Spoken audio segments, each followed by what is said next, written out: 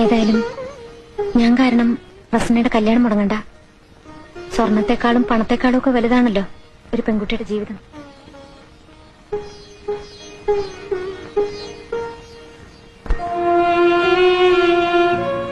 ഒരുപാട് കഷ്ടപ്പെട്ടിട്ടാ എന്റെ അച്ഛൻ എനിക്ക് ഈ സ്വർണം തന്നത്.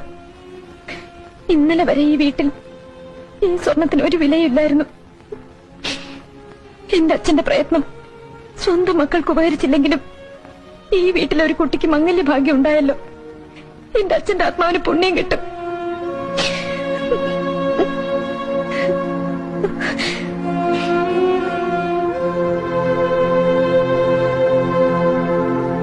അമ്മയ്ക്കിപ്പോ മനസ്സിലായല്ലോ, മക്കള് 2 ലക്ഷമോ 4 ലക്ഷമോ സ്ത്രീധനം വാങ്ങിച്ച് കല്യാണം കഴിക്കുന്നോണ്ട് കാര്യമൊന്നുമില്ലെന്ന്.